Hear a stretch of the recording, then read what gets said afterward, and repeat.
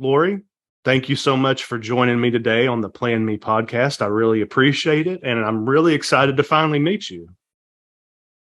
Thank you so much for having me. It's a pleasure to be here, and I'm so really great to put a face with a name. Yeah, thank you. Likewise. And so, Lori, today I'd like to start by talking a little bit about your life coaching journey. I don't get to talk to a whole lot of life coaches outside of my particular network. And on top of that, I don't get to talk to any life coaches from back home where I grew up. So this is a real treat for me. So I'm really curious about how you came from starting out to becoming eventually a time management coach. So what happened is that after I graduated from college, I taught high school for a couple of years. I always knew I wanted to help other people and be a part of the learning journey for others. But high school students were just not my thing. That did not work out very well. I only taught high school for a couple of years.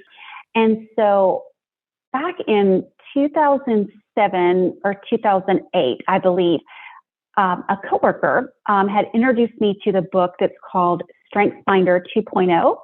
And I took the strengths assessment, and within my top 5, oh my goodness, it was like the writing was on the wall that all of my strengths would lend themselves really well to coaching other people. And I was already doing a bit of coaching in my day job. But I was like, oh my goodness, this is for me. And so I did a lot of research. And it's funny, I had a really fancy spreadsheet with all of these coaching schools, and I was trying to figure out what was going to be the best one for me. And so I finally landed on Coach U. And at the time, it was the largest global coaching school. I'm not sure if it's still the largest, but it was such a great experience because I got to, for a lot of reasons, but the biggest one I think is because it was such a diverse group of people. It was really neat to be on the call with people who were a gazillion miles away from me and who looked different than me. They spoke different than me. And it was a really very cool experience. So that is really how I transitioned into the coaching world. After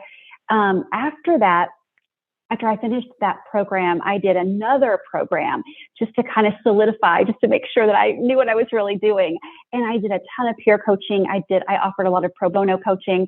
And then I finally decided to kind of hang my shingle, and I formed Tingle LLC. Well, I'm really glad you're here today because I wanted to talk a little bit about this place that we're in right now. It's a very unique time in history we're finding ourselves in. The pandemic is kind of starting to taper off now. We're all kind of emerging from that into this world that we're in now, and some things have changed. So this has been a really tough adjustment for me. I'm sure it's been a tough adjustment with a lot of folks out there. Yeah, no, absolutely. I don't know anybody who has not been impacted by the pandemic. And most people in my circle have had a rough go at it. My business took a hit as well, for sure, because there were some clients who they only were open to doing the in-person training and coaching. And so they were just like, no, we're not doing that. We're going to have to wait. We're going to postpone all of these things until once it's over. But one of the things that really impacted me with the pandemic is that, I should say probably since the pandemic, I was, of course, devastated because, like many people, I lost some friends. They did not survive COVID. And of the 3 people I lost, they were all 3 my age, and only one of them had underlying medical conditions. So it was just really not only devastating, but it was just such a shock that, there are people our age who are not surviving this. And so I decided that I wanted to make sure that those types of goals that I had set for myself that I didn't really plan on achieving until maybe I was in retirement or after my son graduated from high school, I just reconsidered all of that. And I decided right away, I'm downsizing. And it was one of those things I have been wanting to downsize since my son was 2 years old. I've never been a person who said, I want this big 2-story gigantic house. That is just not me. And I'm a very simple person. And I wouldn't say that I'm a minimalist, I don't ever want to live in an RV.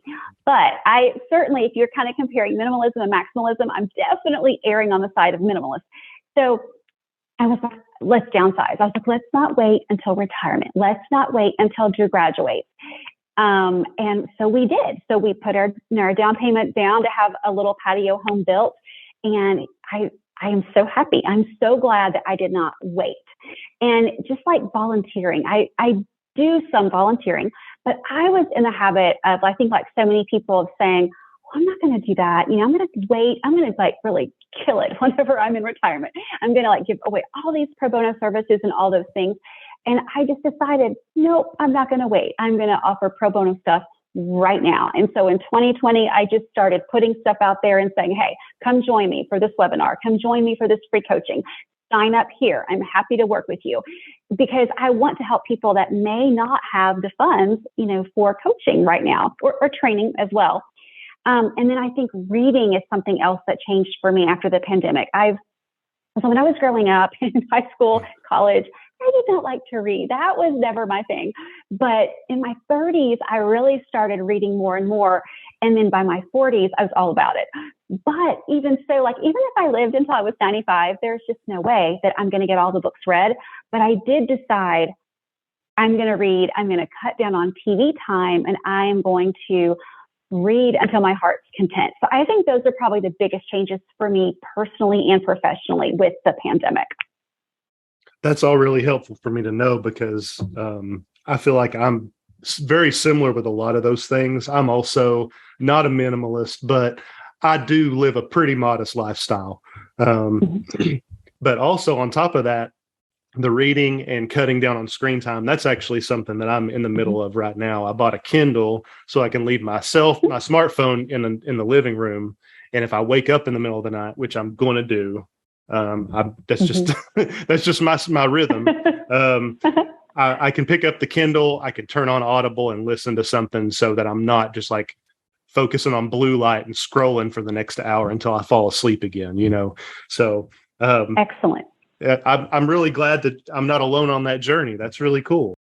So we've heard a little bit about how this has been a tough transition for you, and some of the things that you've decided to do through this that have really been beneficial. Are there anything that just generally your clients have been running into as they come to you for time management help? One of the things that a lot of them will talk about, is very similar to both you and me, is that, hey, I was kind of putting this off, but now I really want to go for it. But I still will hear people say, oh, I'm just going to wait until next month, or, oh, I'm going to wait and do this on the weekend. And I really challenge that. I'm like, well, wait a minute. Well, why can't you do that tonight? Or what about Thursday? It's like, why are we always sort of thinking about tomorrow? Like, if there's something we want to do, why not just jump into it? Self-care is another thing. And I know that self-care for some people is a little controversial, because, some people see that they think that it's selfish, but I don't think that. I really do believe that when we take care of ourselves, that we're, first of all, in my line of work, we're much more productive, right? So if we're sleeping well, we're eating those foods that are going to fuel our bodies, and we're getting some physical activity, we're going to be more productive. So I really encourage clients that way. I've always done that, but really since the pandemic, I feel like there's such a bigger push for that. And then you mentioned digital wellness a second ago, and that's just a phenomenal topic. So I would tell you, so the term digital wellness, I thought that was so silly. I was like, what? That's so weird. That sounds crazy. But I do some work for the University of Dayton, and they had invited me to come up and offer a course about digital wellness. And I laughed and laughed and laughed. I said, I'm not the person for this, because I'm probably digitally unwell, because like I'm pretty connected. And so we all got a big kind of laugh out of that. And I ended up doing a certification program through the Digital Wellness Institute. And it was an amazing, I think it was like a 9 or 10 week program. It was phenomenal. And so I know I'm kind of going on and on, but what I really wanted to say is that setting some digital boundaries is so important. And like you said, kind of minimizing the screen time, kind of opting for a Kindle so we don't have all that blue light, and things like just a device-free dinner with our family. all those things are just so valuable for us to be thinking about. And I think that people are realizing that, wow, I'm experiencing like some of those signs of overuse. I notice that when I'm in a conversation, sometimes I'm checking my phone, right? So, or I notice that I'm missing some deadlines, or I'm not achieving my goals because I'm like watching Netflix all the time or something, like that. So I do think that there are people out there who really, really want to do better digitally. They're not sometimes sure where to start, or they start into it, but then they don't see it through. And so a coach can certainly be really helpful with that for sure. I think something else that I love to help people with post-pandemic is the idea of putting people first. I know that it's easy for us to say that, we're going to put our people over tasks. But in the time management world, I am a very task-oriented person. And usually whenever people hire me, they're not hiring me, well, usually they're not hiring me to help them relate better to people. They're hiring me to get things done. But what we want to make sure of is that relationships still come first. Like, it's the people in our lives that we want to make sure that we're taking good care of. So I'm really sticking that in there. I'm hitting it hard because I just want us to not get overwhelmed by all of the things, and let's focus on what's most important, or should I say who is most important in our lives. Something else that just came to me would be roles, like really identifying what your roles are that you play in the world, and to identify what we want to bring to each of those roles. Like, what is their real contribution? And then creating that action plan to make it happen, and then revisiting those goals on a weekly basis to make sure that all these things that we're putting in our calendar actually reflect what we've already said that we want to do and who we want to be. So I think that's probably the things that I think are the most important. So until you said all that stuff there at the end, I had a specific view of what I thought time management was, and you have just blown that out of the water. Because I feel like when you think time management, you think about a calendar, and I have all these things to do, and I only have so much time to get it done. So help me do that. But what you're talking about is really breaking things down into different areas so that you can focus on one thing at a time, and then getting rid of the things that maybe aren't benefiting you or the people around you, so that you can be more productive and manage your time better. Yeah, absolutely. Yes, I will say, so the way that you were thinking about time management, I do that too. And that, right. What you just said is usually what I am hired to do. Like, usually I'll get a call from a vice president or a president, and they will say, "Oh, Lori, so-and-so really needs some coaching. They're open to it. We want to bring you in, and this person wants help minimizing procrastination, or this person really needs to manage interruptions and distractions better. They need to focus more, for a longer amount of time. They need to accomplish more." So those are the calls that I get. And so whenever I'm starting out with a client, absolutely, I'm all about that, about the calendar and breaking everything down and getting it all scheduled. Absolutely. That really is kind of the heart of it. But there's like kind of like the edges of it. And that is where like all the other stuff comes into play. It's like, so for example, we all have a bit of mental clutter. Some people call it mind drama. So things like people pleasing or approval seeking, regretting, judging, indecision, all these things that kind of hold us back from being productive. And I work with people on those things as well. And so at first glance, nobody is probably going to say, "Lori, I need help with time management because I'm a people pleaser, or because I have a lot of regrets." Like, at first glance, those don't look like they go together. Oh, but they do. Those things that we believe about ourselves really hinder productivity. So it's a really fun topic. And I think sometimes people are like, "Well, that's just about using a calendar." And it is, but there's so much more good stuff. There really is so much more. All right. So Lori, 3 time management tips we all need in a post-pandemic reality. Number 1. Okay, so the first one I would want to share is to focus on the very few things that are going to make a significant impact. Don't try to do it all. When you sit down to, create your weekly calendar, ask yourself some key questions. And of course, I think those key questions are going to be different for all of us. But an example would be, so at the end of next week, what are the three things, if completed, are going to make me feel great personally? And then do the same question, but say professionally. And another great question is, what are the three acts of self-care that I want to incorporate into the upcoming week, right? And focus on those. And I am a big lover of the trio. I'm all about three. I'm a party of three. So yeah, I think a party of three sounds good. And I would just come up with your own questions and live by those for a while, try them out, and then change them up if they're not working for you. But number two is stop trying to be perfect. So perfectionism is one of those things that can really slow us down, and that's not good. And I say that not as that I'm preaching to people. I am certainly talking to myself as well. That can really get us hung up when we're so focused on trying to make everything perfect. I mean, one of my messages to the world is that whenever we have a product or a service that we want to offer, like follow the 5-second rule and put pen to paper right away, get it created, get it to like a B+, okay? And of course, all of you who are type A and you always want to earn an A+, it's going to be like fingernails on a chalkboard, but stay with me here, because earning the B+ is great, right? Earn the B+, put your work out into the world. That way it can be of service to other people. Like you're being a blessing to other people. So go ahead, put it on out there. It's okay if some people don't like it. It's okay if there's a typo here and there.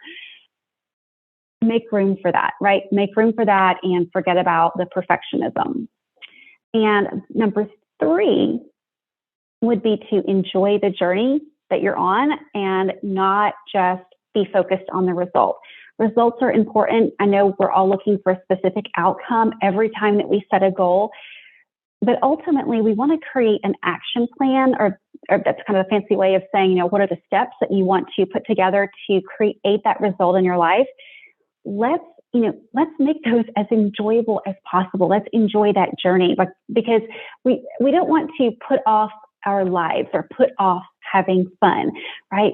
Sometimes I have to ask myself, Lori, if it's not fun, why are you doing it? Why in the world are you making this so difficult? And I think a great question that we can ask ourselves is, how can I make this more enjoyable? How can I simplify this? But definitely, right, focus on the journey and the outcome. So the three tips are: focus on a few things that are going to make a significant impact. Number two, stop trying to be perfect. Perfectionism only slows us down.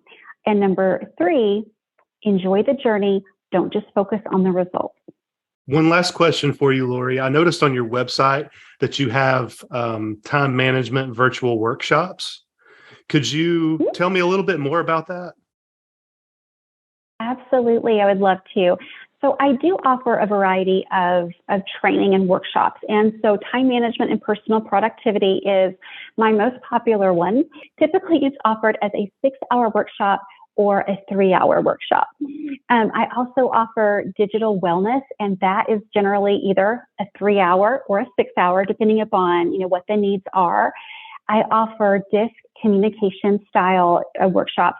Love talking about DISC and how our behaviors are all different and how we can relate to one another better.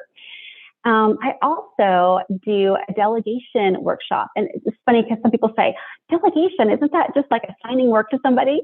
And yes and no, there's a little more to it. So I do offer a 3-hour delegation workshop as well. And I know maybe at first glance, those things don't all seem like they're time management related, but they really are. Like digital wellness is a big part of it. Communication styles, big part of how we use our time, and delegation, right? Awesome. We can outsource when we can rely on other people to help us create that great result. So those are the 4 in-person and virtual workshops that I offer the most often. Awesome. Well, if anybody wants to find out more about you, Lori, they can do that at loritingle.com. That's your website. Yes. And there people will be able to also connect with you on social media. There's some links for that as well. Mm-hmm. Lori, is there anything else that you would like to add?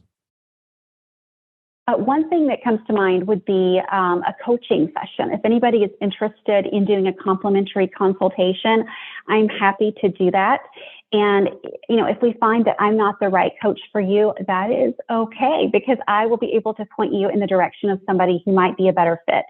But you can sign up for that for a consult at calendly.com/Lori Tingle Coaching /consult. Awesome. And I will put that link in the show notes as well. Lori, really appreciate this. This has been a very informative conversation. Thank you, Stephen, for having me. I appreciate it. This has been a lot of fun. Yes, it has.